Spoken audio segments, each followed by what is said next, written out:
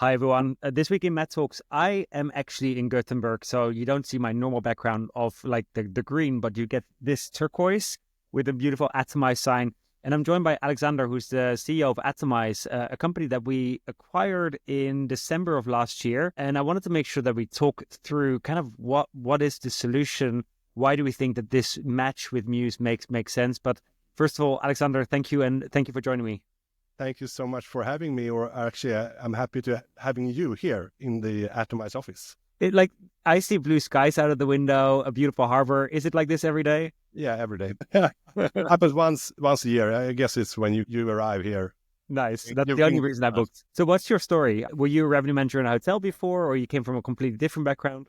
No, we when we started Atomize, before Atomize, I was the CEO for a company that was operating in the ad tech industry, and where we did sort of revenue management for premium publishers. And our experience and our sort of heritage from that was, well, when we sold that company in 2014, the experience we brought with us from that was the importance of doing things in real time and having that mathematical mindset when doing revenue management in general. And then we stumbled across the hospitality industry, which turned out to be quite a big industry, where we helped out some hotels with the algorithm for doing revenue management, where our mindset has always been sort of the mathematical part of it. So no, I don't have a revenue management background as such from hotel, but it's more driven by data-driven background, I would say, to do revenue management. And the best businesses often start because they found a problem that they feel strongly that they should help solve.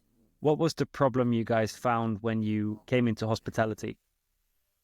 The biggest reason why we got into this was that we stumbled across the fact that majority of hotels were doing revenue management manually, and it took a lot of time, together with the fact that manual piece was based on obsolete reports, numbers, stats, and so on, that were not, and we can see that still, that a lot of hotels are doing, too many hotels are taking decisioning for their revenue management based on historical obsolete data, and that we want to change, right? So we want them to work with what is the data is out there in real time to make optimal decisions. So when you say manual, because we have a lot of people that are owners of hotels or channel managers, and they think that everyone is using algorithms nowadays or autonomous pricing, but actually the majority of hotels do not have an automated system. So what does a day of a revenue manager look like when they're running this pen and paper or a calculator?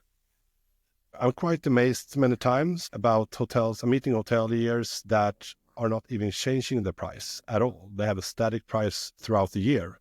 Not that unusual, actually. That's an extreme, though. But then we have those that are having so many different places they need to go to fetch data, historical data, that takes hours and hours. Everything from historical bookings from their PMS to some are relying on just looking at competitive rates and base their pricing decisions on that. And some are just having a gut feeling overall. But the biggest problem, I would say, is for them is to gather these different sources. If they are doing it that complicated, type of mathematical calculation, to gather all those data sources and try to make all of these data sources make sense for them for a real-time decision, which is obviously impossible, right?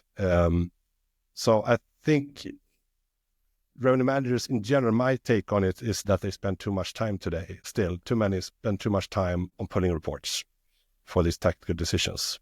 Yeah, I think the majority of time is actually getting data and then validating the data so that once a week you can go and actually try and make a few of these decisions. But once a week is probably 7 days too late for any of these decisions to happen. Yes. And you might have already missed the pickup in demand or a drop in demand and therefore outpriced yourself for several days. And you'll never get that back because once a day lost is a day lost, right? Exactly. And I think that too many hotels are also being too reactive. So many times we see, since majority of hotels are acting on the books data, so that means that they're always behind the wave in one way or another while we want to achieve the ability for hotels to be proactive rather than being reactive. So for that, you need to also take into account data that's not on the book simply. And that we do, I think, fairly well today. Yeah.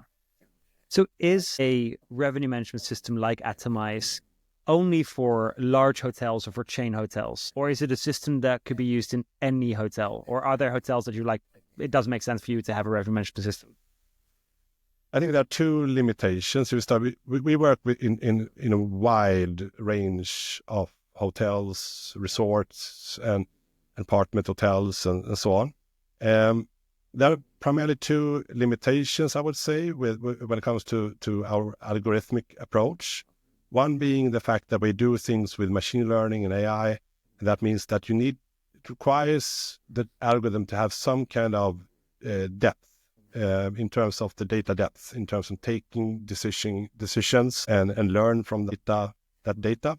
So simply saying that if you have 2 rooms in your property, maybe machine learning is not the best route down to solve that problem because with so few data points to learn from, right? That's the first one. So what's the minimum number of rooms you would say it makes sense? We have everything from 10 to 12 rooms up to north of 1,000 rooms. But if you have it below 10 rooms, it's starting to be, you can still use Atomize, of course, but you don't have the same, for natural reasons, you don't have the same data as a foundation for doing data-driven decisioning. Yeah. The other, not limitation, but also for natural reasons, is that maybe we can work with long stay or mid stay, so to speak. But for long stay, have the limitation that, things 1 year lease, for instance, for long stay, it's not that dynamic. It doesn't happen. The competitive situation is not that fierce compared to one stay night hotel. So for that reason, as more long stay you are, I would say the less value add we add to that in terms of dynamic pricing. You don't need to be in real time for 1 year lease, for instance. So basically you're saying if you're a hotel and you're over 10 rooms, you should have a revenue management system. It makes sense because there is enough demand for you to warrant that there's an upside to getting a system like this? 100%. 100%. Nice. So if you think about the space that Atomize is in, which is revenue management, and you look at the whole hotel industry, do you have a sense of what percentage of hotels today have a revenue management system? When we started, what was it, 8 years ago with Atomize, we heard that 90% plus were not using some kind of I've heard that metric, support. Yeah. And my feeling is that is very much still the same. Maybe we have reached 20% now that are using revenue management and 80% are not. But it's very slow still. I think there's a huge market, and I think it's made me sad also a little bit because there's so many missing out on this. It's not an opportunity only, but it's actually that can save so much time being wasted in a way in the industry. So I hope now that we can all together as an industry make this go up quicker than it has done in the last 8 years at least. Yeah. Across Muse, we see it. So Muse, because we're cloud first, we are definitely getting more earlier adopters of hoteliers on the platform, and we see it's about 50%. But that still means that the other half of hotels that are on a cloud-based platform where this integration works so incredibly well, they still do these things by hand, which is crazy. And our average size hotel is about 65 to 70 rooms. So these are not small hotels that are doing this by hand, which is kind of crazy. So I think that there's probably a few reasons why hotels don't have a revenue management system today. I'm assuming price is one of them. Is that an area that this field finds the most resistance? I think that the main reason is that they are not aware. A lot of hoteliers I talk to, when I show them Muse RMS or Atomize, it's like, aha, so this truly do exist. There is a possibility for me to actually even use the software doing this. So that I get a lot. Then there is also those that are a little bit like, wow, I didn't know this existed, but it's really, should I hand over everything I stored for 25 years in my Excel? Should I let this sort of someone else take control of my operations when it comes to pricing.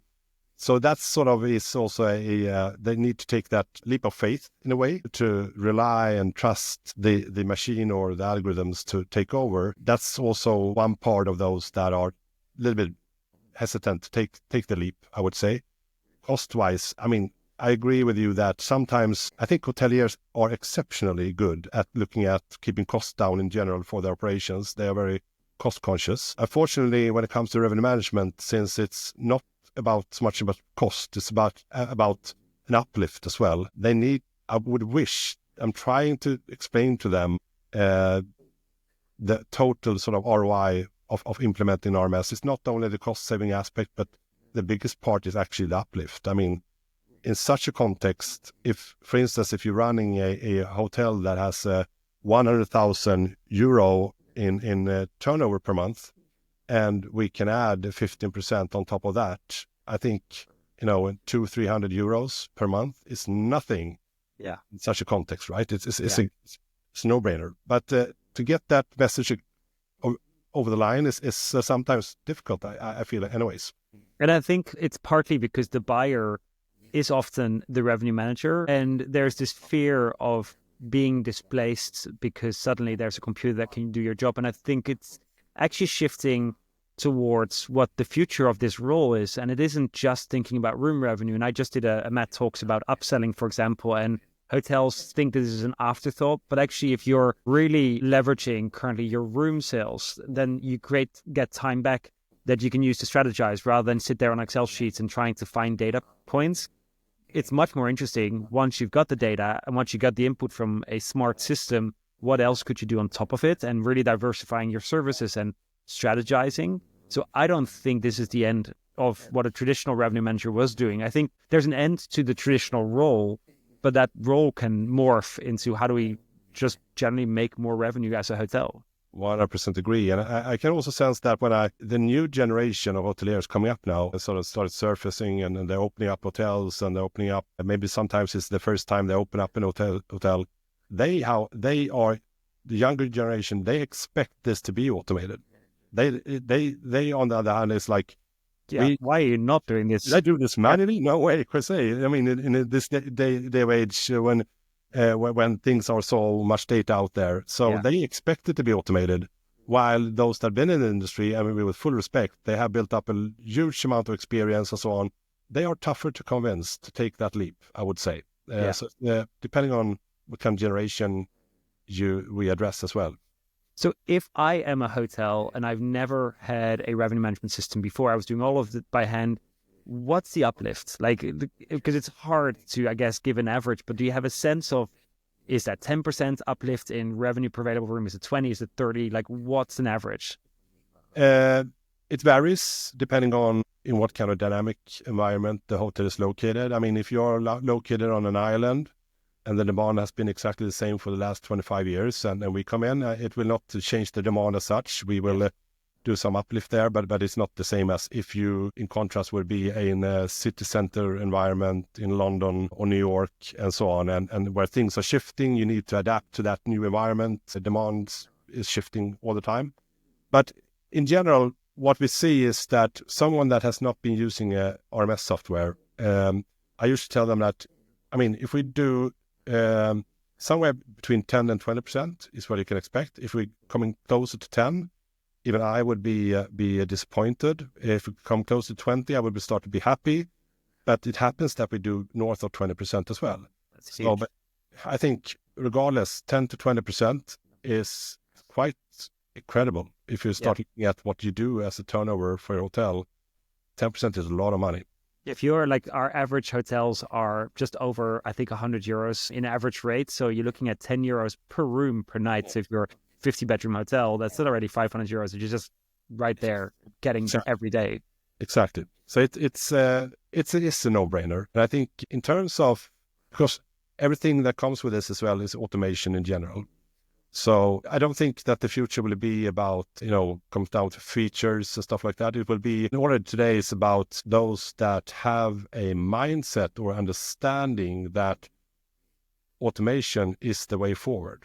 because that's so important. It doesn't come down to if there's a button there that is red or green, or if it should be moved around, if specific feature. It's about, so that's, I think, our mission right now is to make hoteliers understand that automation is the answer to this. It's not about how big is the software, how many reports can you pull, and so on. I was surprised once I started really digging in at how simple it actually is. Like, I didn't need extensive e-learning courses to know it. I just needed to go through the different screens, like really understand what everything was doing. But it was pretty straightforward, right? I think so. And I think it should be, because, because by nature, automation is not about hitting buttons. It is about automation. And that has always been our ambition, that you should be able, algorithm needs to be so sophisticated that it learns by performance, by history, by the fact that things are changing, and it needs to be that simple. And that's why we even launched Atomize, so you can run even a full hotel group, even on a mobile phone, because that's how simple it should be. And we do this for numerous of hotel groups. So that's how simple it needs to be. Because I saw these tooltips inside the product that were AI driven, that explained kind of what the reasoning behind the pricing decision was. And, you know, you wouldn't ask an autonomous car why it's turned left or why it's turned right. But I do think in our industry, people still want to have some sense of understanding about some of the pricing decisions. But what drove that kind of tooltip that we built in with AI? I think in general, summaries in general, like an executive summary, just like you write up a very heavy executive report or some kind of summarizing last quarter and so on. Just like you, I guess, you get a lot of reports, Matt, right? And you don't have time to spend time reading all graphs and so on. You need to get to the point straight away. ChatGPT and generative AI was launched to the market. We felt that this is a great tool for this, that we can use in Atomize to really summarize what we're trying to explain. And for those that want to go deeper, we need to be able to support that text with graphs and so on.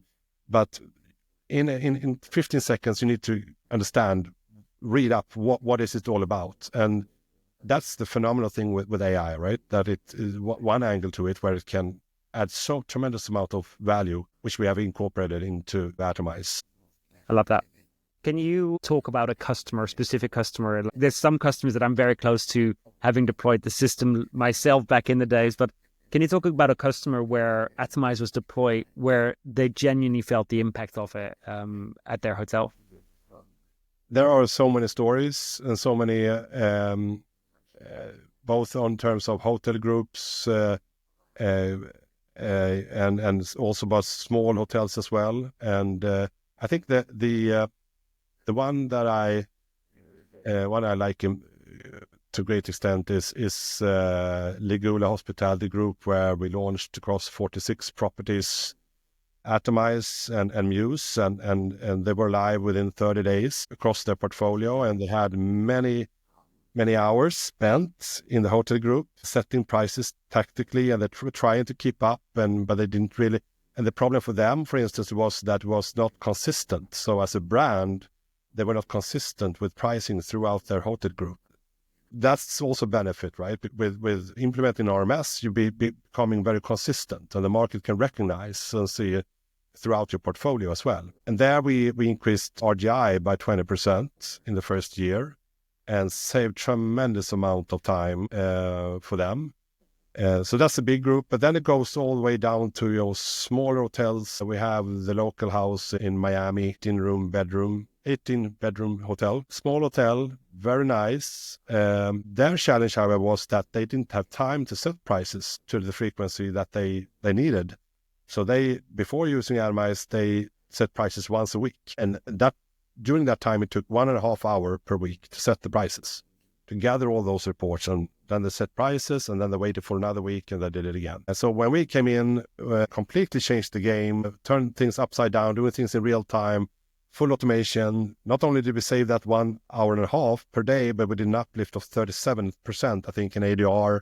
They can really capture those demand peaks in Miami And overall, it's been a fabulous, I think, journey for them, where they can spend all that time, or 1.5 hour extra on the guests, but also doing a lot of new investments into the hotel, making it even more competitive than they could have done without Atomize. So I think we have brought a lot of added value there as well. And there are all those stories across the globe, but those are the ones that come to mind right now. Because you have an option to go real time, and you also have an option to go less than real time, I'm assuming, or? Yes. So the default one is where you have 3 updates per day, which is the traditional, I'll say, update frequency if you look at generally across all RMSs today. But then we, early on in Atomize journey, we say like, we need to do things in real time. And I remember still when we mentioned this the first time, and people in the industry said, yeah, it's a nice philosophy, and they sort of keep it up. Great momentum in terms of what you want to build. But then once we launched it 2 years later, I think no one really believed that we would ever release it. But we saw that immense impact it has to be able to capture things, not only, going from 3 times per day to true real time, where there are nuances in the market that you need to adjust to for a certain room type for 3.5 months out now. And sometimes it's of big events like Taylor Swift effect, right? When that happens, you need to respond now. You cannot wait like 4-5 hours. I remember I was on holiday and we were in the queue to get Adele tickets.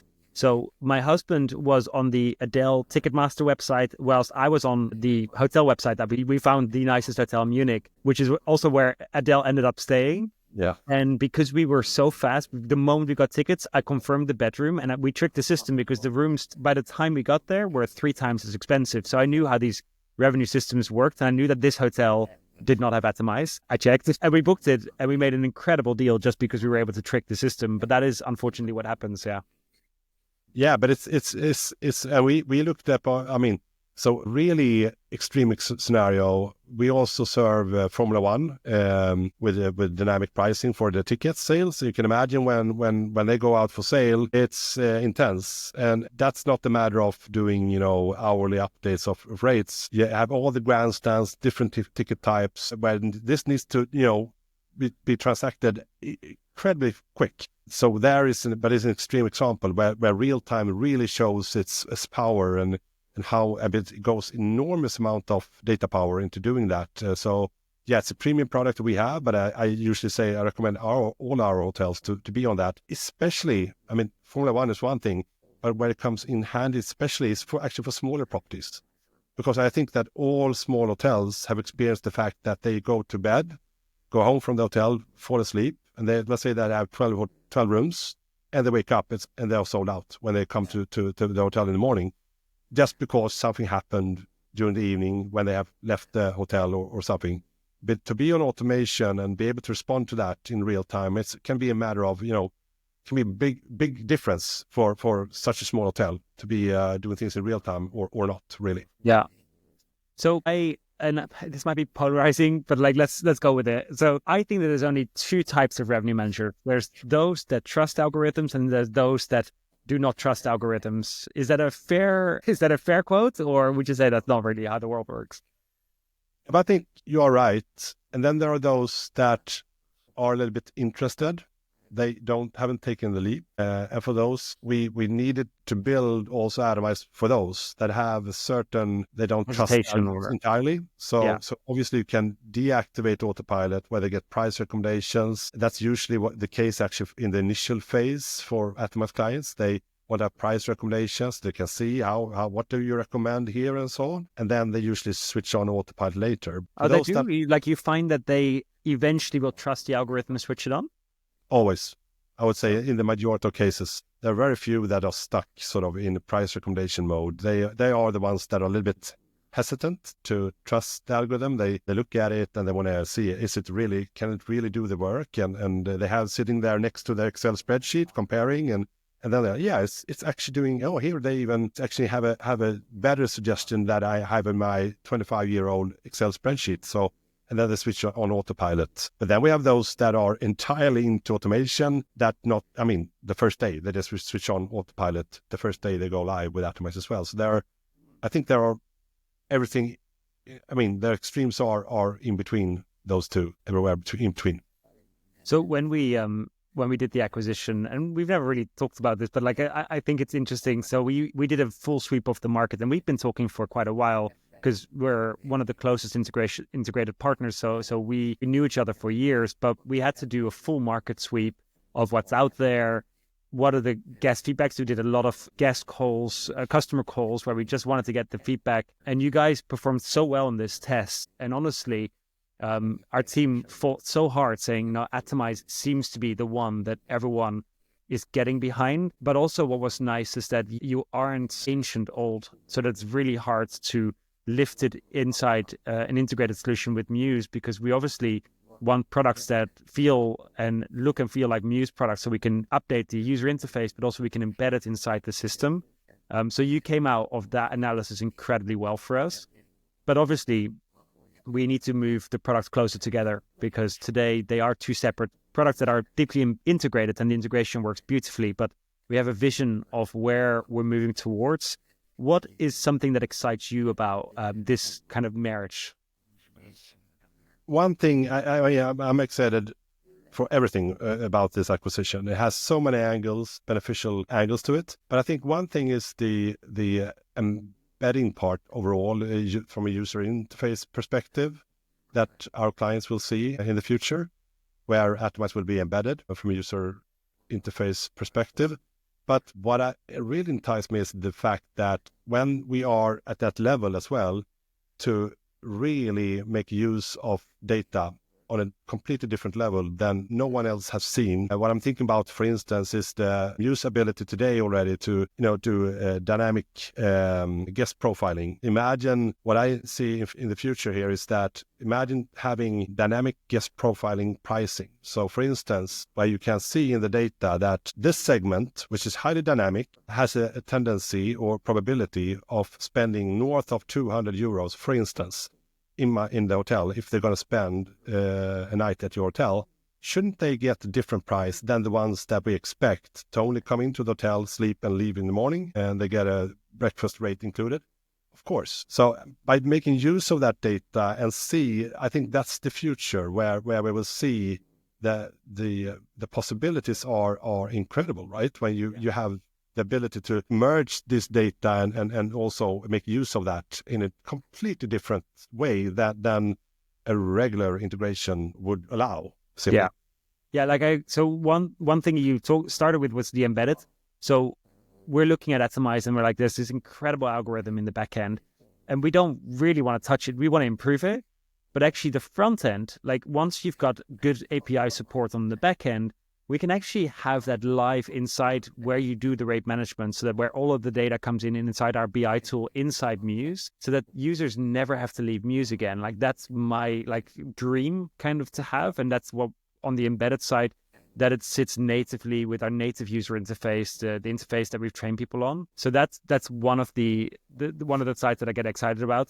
The other part is this ecosystem that we're trying to build, because we started as a property management system. And then 3 years ago, we added the point of sale for the restaurants. The thing we did over the holidays was connecting the credit cards with the PMS. If I go to the restaurant and I have a steak dinner and I just pay by Apple Pay, we can now connect the dots, because we're like, well, that's the same credit card as Matthijs Welle in the PMS. Let's merge these profiles. And the thing I saw last week, which I'm sure I'm not allowed to talk about again, but I do it anyway because I don't really care, is that on the guest profile, we now have lifetime value, or we're developing lifetime value. So we can show you how many times I've stayed and how much total revenue I have spent, not just room revenue, but total revenue.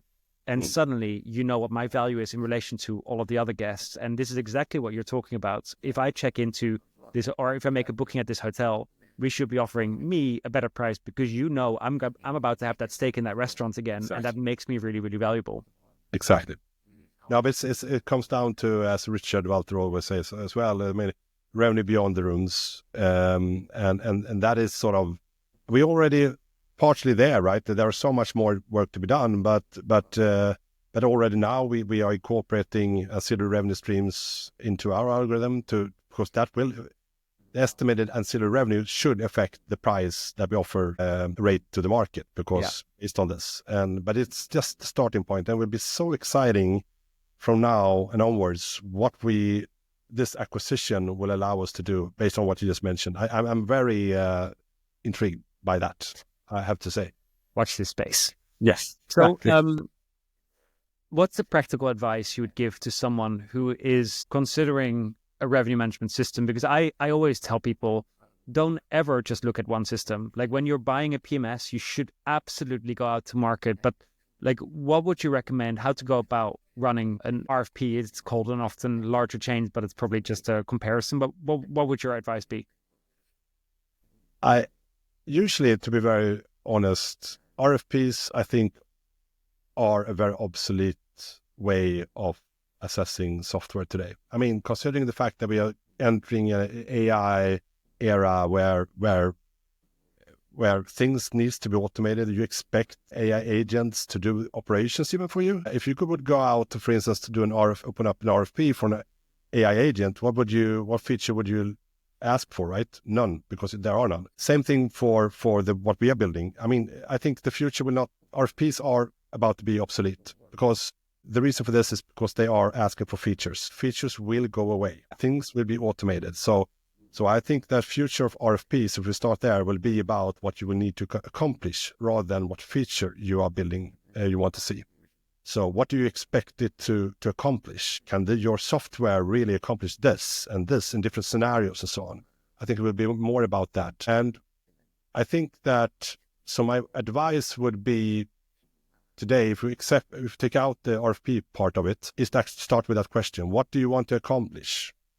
And start from that end. And if you say, for instance, and that's usually the first question I ask when I talk to hoteliers, why did you contact us? And more so, what do you want to accomplish? And they say like, I want to increase revenue. Maybe, really? Oh, okay. And that's not, so you're not alone about that. So I guess most hoteliers would love that, but more deeper in, and usually it comes down to eventually, that's it. Well, it would nice if it would save me time and so on. And we deep diving into this.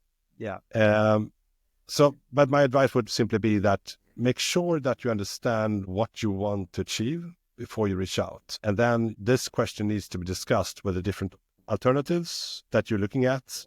If it's so PMS, RMS, software in general, I think that is a good foundation for a good discussion rather than talking about certain features.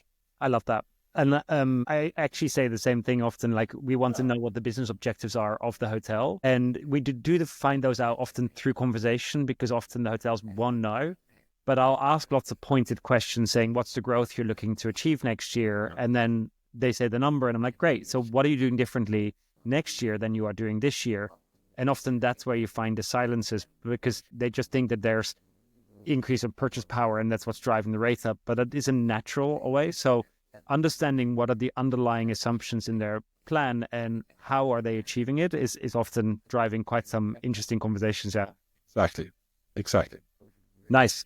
I've really enjoyed this conversation. This is probably one of a few that we'll do, because I actually also want to show the system in what it can do today. And then as we start to develop it, take people on a journey with Muse plus Atomize and really showing what the power of the ecosystem is, because I do genuinely think by bringing products really closely together, we can do things that are going beyond what the expectation of an integration is. Because we have phenomenal integration partners that are also great revenue management systems on Muse. But I think the thing that makes this really special is that we get to work together on a roadmap that pushes the boundaries of what a traditional hotel is, which is just selling bedrooms, to alternative spaces, to thinking about lifetime value of customers. And that's the stuff that I get really passionate about, but it does take some time to get there. But thank you for this first iteration of a chat, and then we'll see where this takes us in the future. Thank you so much. Thank you.